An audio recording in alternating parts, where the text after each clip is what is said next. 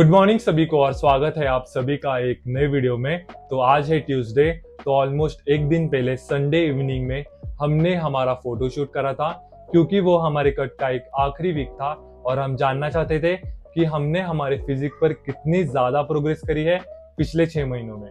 तो आज के वीडियो में मैं आपके साथ अपना फोटोशूट का एक्सपीरियंस शेयर करना चाहता हूँ, जिससे आप भी कभी अपना फोटोशूट करना चाहोगे तो आप भी अपनी एक बेस्ट अपीयरेंस दे पाओगे। तो ऑलमोस्ट फ्राइडे के दिन पर हमने हमारे फिजिक को एक डिप्लीशन मोड में डाल दिया था, जहां पर हमने हमारे कार्बोहाइड्रेट इनटेक को 150 ग्राम से सीधा 90 ग्राम्स कर दिया था। सैटरडे के दिन पर हमने बस 10 to 20 ग्राम्स ऑफ कार्बोहाइड्रेट्स को कंज्यूम करा था और संडे के दिन पर हमने फिर से कार्ब्स लोडिंग को शुरू कर दिया था। तो डिप्लीशन स्टेज के बारे में थोड़ा सा जान लेते हैं। जब आपकी बॉडी एक डिप्लीशन स्टेज में जाती है, आपके जो भी ग्लाइकोजन लेवल्स या फिर ग्लाइकोजन रिजर्व्स होते हैं वो धीरे धीरे कम होना शुरू हो जाते हैं, जिसके वजह से आपके बॉडी के पास इतना कार्बोहाइड्रेट या फिर ग्लाइकोजन लेवल्स नहीं रहते कि वो इन्हें एज ए एनर्जी की तरह यूज कर पाए। जब हमने फ्राइडे इवनिंग में अपना डिप्लीशन वर्कआउट करा, तब हमारी बॉडी फैट को एज अ फ्यूल की तरह यूज कर रही थी, जिससे हम हमारी बॉडी से थोड़ा सा एडिशनल फैट लूज कर पा रहे थे। सो इस डिप्लीशन स्टेज को एक लाइव एग्जांपल के साथ समझते हैं। सो ऑलमोस्ट फ्राइडे के दिन पर जब हमने हमारी बॉडी को एक डिप्लीशन स्टेज में डाला था, तब हमारी फिजिक कुछ ऐसी लग रही थी और सैटरडे मॉर्निंग पर मेरी फिजिक कुछ ऐसी लग रही थी। तो जब हमने कार्ब्स लोडिंग को शुरू करा और ऑलमोस्ट 60 to 70% ऑफ कार्ब्स को लोड करने के बाद फोटोशूट के टाइम पर हमारी फिजिक कुछ ऐसी लग रही थी। अगर आप भी फ्यूचर में एक फोटोशूट करना चाहते हो या फिर एक कॉन्टेस्ट में compete करना चाहते हो, तो आप एक डिप्लीशन स्टेज को जरूर फॉलो करना, जिससे आपकी मसल डेफिनेशन बहुत ही अच्छी आएगी। सो डिप्लीशन स्टेज के ऑलमोस्ट दो कॉन्सेप्ट्स होते हैं, जो आपके बॉडी फैट परसेंटेज पर डिपेंड करेगा कि कौन सा वाला आपको ज्यादा सूट करेगा। तो अगर आपका body fat percentage almost single digit में है या फिर 9 to 10% है, तो आप फ्रंट लोडिंग को प्रेफरेंस दे सकते हो, जहां पर आपको एक वीक पहले से ही कार्ब्स लोडिंग को शुरू करना पड़ेगा और बीच में एक दिन ऑफ लेकर फिर से 2 दिन कार्ब्स लोडिंग करना होगा, जिससे आपकी बॉडी में ग्लाइकोजन लेवल्स अच्छी तरह से भर जाएंगे और आपकी बॉडी को एक मस्कुलर और एक लीनर लुक साथ ही साथ आ जाएगा। तो अगर आपका body fat percentage almost 12 to 15% है, तो आप बैक लोडिंग को प्रेफरेंस दे सकते हो, जहां पर आपको 3-4 दिन पहले अपने कार्बोहाइड्रेट्स को धीरे धीरे कम करना होगा और ऑलमोस्ट एक दिन पहले ऑलमोस्ट जीरो करना होगा।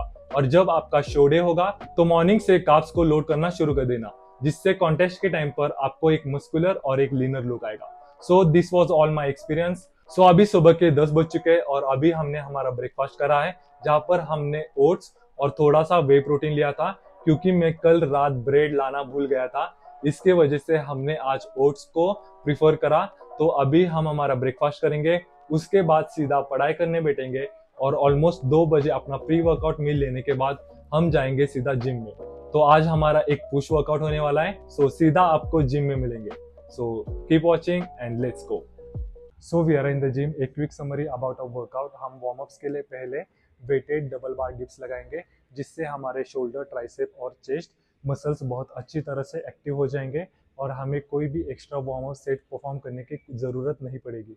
फिर हमारा जो भी पहला वर्किंग सेट होगा वो होगा इंक्लाइन मशीन प्रेस। उसके हम 3 सेट्स लगाने के बाद डिक्लाइन मशीन प्रेस के 3 सेट्स लगाकर हम आइसोलेशन मूवमेंट के लिए इंक्लाइन केबल फ्लाइज के 2 सेट्स और पिक डेक फ्लाइज के 2 सेट्स लगाने के बाद अपने शोल्डर्स के लिए वाई रेजेस, फिर उसके बाद हम हमारे ट्राइसेप्स के लिए रो पुश डाउन के 3 सेट्स लगाकर हमारा वर्कआउट यहाँ पर खत्म कर देंगे। So let's go and start our workout.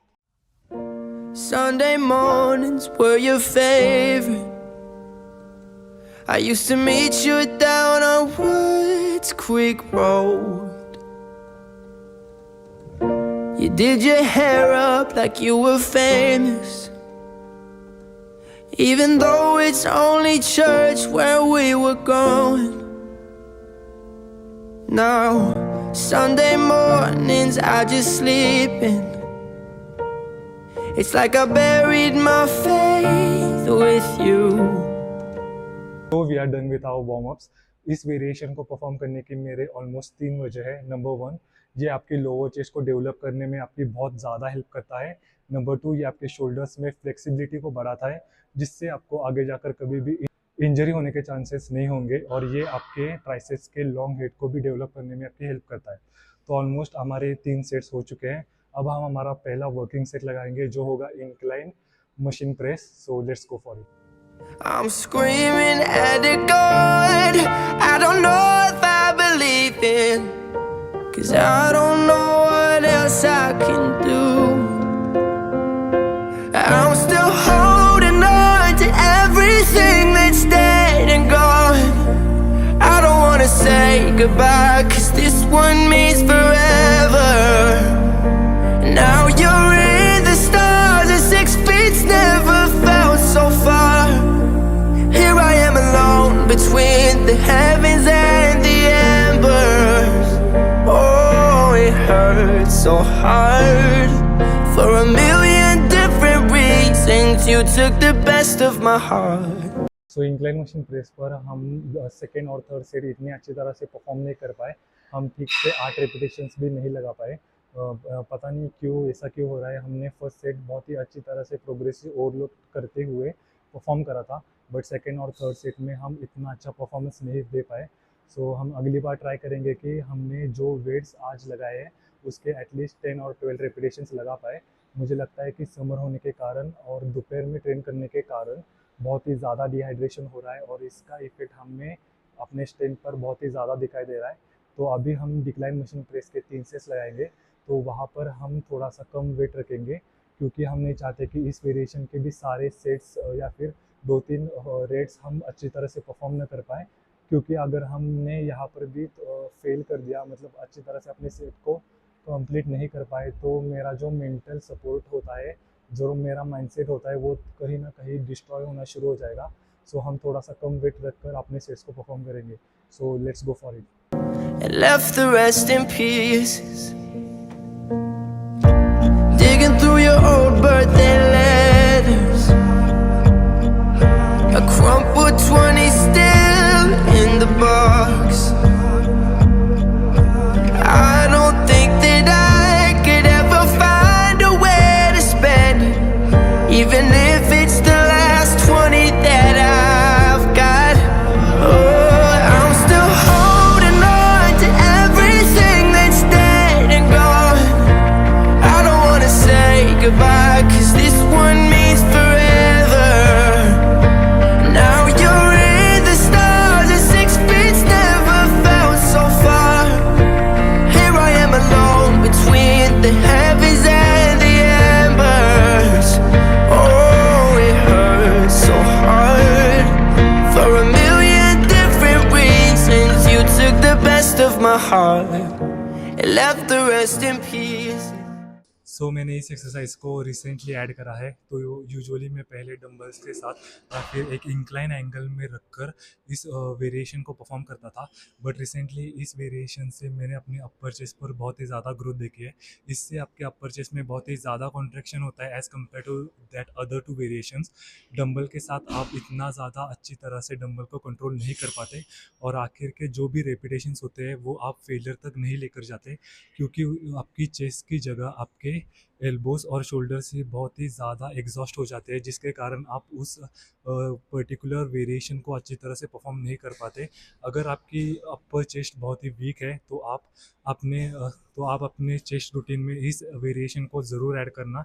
आपके अपर चेस्ट में आपको बहुत ही ज़्यादा कॉन्ट्रैक्शन फील होगा। तो अभी हमारा पहला सेट हो चुका है, तो अभी और 2 सेट्स लगाकर हम सीधा अपने शोल्डर्स को ट्रेन करेंगे और आखिर में जाकर हम पेक डेक फ्लाइज के 2 सेट्स लगाकर हमारा वर्कआउट यहाँ पर ख़त्म कर देंगे। So let's go for it. I'm still holding on. I'm still holding on. I'm still holding on. Still holding on. I'm still holding on. So we are done with our chest. अभी हम हमारे shoulders को train करेंगे। Shoulders को train करने के लिए बस 2 ही मूवमेंट्स को हम परफॉर्म करते हैं। नंबर वन एक प्रेसिंग मूवमेंट और दूसरी होती है वो एक आइसोलेशन मूवमेंट होती है जो हम केबल पर परफॉर्म करेंगे। तो यूजुअली मेरी जो शोल्डर्स को लेकर जो मेरे जो प्रिंसिपल है वो थोड़े से अलग है। मैं शोल्डर्स के लिए कोई भी डेडिकेटेड डे नहीं रखता। मैं अपने शोल्डर्स को एक ज़्यादा फ्रिक्वेंसी में ट्रेन करना प्रेफर करता हूँ, क्योंकि शोल्डर एक ऐसा मसल ग्रुप है जो जल्दी रिकवर हो जाता है। इसलिए जितनी ज़्यादा फ्रिक्वेंसी में आप उसे ट्रेन करोगे वो उतनी ही अच्छी तरह से ग्रो होगा। So let's go for our first set जो होगा डंबल OHP। ऑलमोस्ट बाकी के जो भी सेट्स थे वो हम इतनी अच्छी तरह से परफॉर्म नहीं कर पाए, इसलिए हम आने वाले जो भी हमारे वेरिएशंस हो गए उसमें थोड़ा सा हम कम वेट लेना प्रेफर करेंगे, क्योंकि डिहाइड्रेशन की वजह से हम इतनी अच्छी तरह से परफॉर्म नहीं कर पा रहे हैं। सो लेट्स गो फॉर इट। हम 20 kg से अपना डंबल OHP का पहला सेट्स लगाएंगे। सो let's go. I'm still holding on to everything that's dead and gone. I don't wanna say goodbye, 'cause this one means forever. Now you're in the stars, and 6 feet never felt so far. Here I am alone between the heavens and the embers. Let's go for our last set.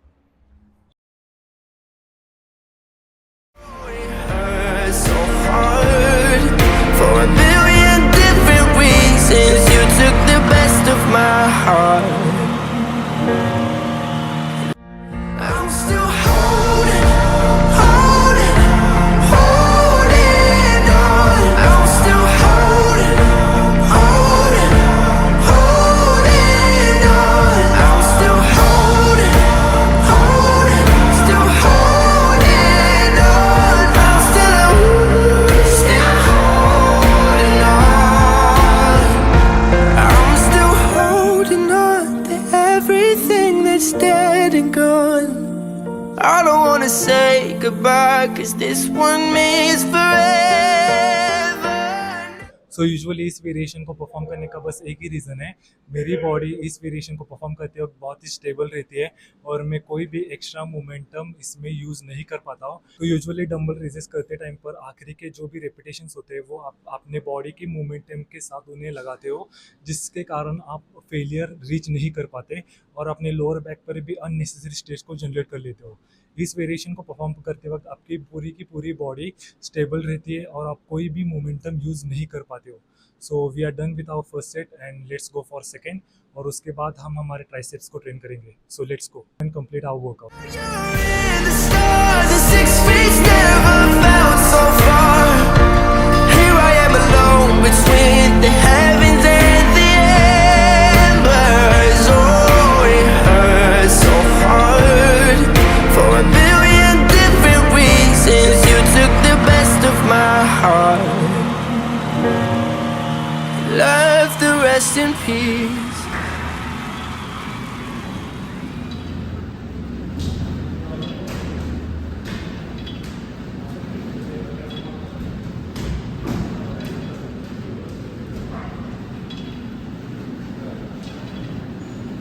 So we are done with our workout and we are back home. तो आज के workout के बारे में थोड़ा सा जान लेते हैं। तो आज का जो वर्कआउट था वो बहुत ही खराब गया, स्पेशली इंक्लाइन प्रेस पर जो सेकेंड और थर्ड सेट था वहां पर हम ऑलमोस्ट बस 5-5 रेपिटेशन ही लगा पाए, जो मेरे लिए बहुत ही ज्यादा डिसअपॉइंटमेंट वाली थिंग थी। इसलिए डिक्लाइन प्रेस पर हमने थोड़ा सा वेट को ड्रॉप करना ठीक समझा, क्योंकि मैं नहीं चाहता था कि मेरा जो ईगो है वो मेरे प्रोग्रेस के बीच में आए। इसके वजह से थोड़ा सा वेट ड्रॉप कर कर हमने रेपिटेशंस और रेंज ऑफ मोशन को प्रायोरिटी देना समझा। बट उसमें भी थर्ड सेट में हमने बस 5 रेपिटेशन से लगाए। सो अगली बार हम ट्राई करेंगे कि इन 2 प्रेसिंग मूवमेंट्स पर हम प्रोग्रेसिव ओवरलोड कर पाए और ठीक से अपने रेपिटेशंस को परफॉर्म कर पाए। सो उसके बाद हमने चेस्ट के लिए एक आइसोलेशन मूवमेंट को परफॉर्म करा था, जहां पर हमने बहुत अच्छी तरह से प्रोग्रेसिव ओवरलोड भी करा और हमने रेपिटेशंस पर भी ज्यादा प्रोग्रेस करी। और शोल्डर्स के लिए हमने फर्स्ट टाइम 30 kg से ऑलमोस्ट 12 रेपिटेशन सक्सेसफुली लगा दिए थे। तो अगली बार हम ट्राई करेंगे कि 35 kg से हम 8 रेपिटेशन लगा पाए। So this was all about our chest day. तो आज का वीडियो यहीं पर ही खत्म करते हैं। अगर ये वीडियो आपको पसंद आया होगा तो प्लीज लाइक करना, अपने दोस्तों के साथ शेयर करना, और अगर आपको वीडियो रिलेटेड कोई भी इंप्रूवमेंट सजेस्ट करनी हो तो कमेंट में जरूर बताना, मैं उन पर काम जरूर करूंगा। और अगर आप चैनल पर नए हो तो सब्सक्राइब जरूर करना। So let's take your leave और मिलते हैं आपको एक नए वीडियो में। तब तक के लिए keep watching and keep flexing. Bye.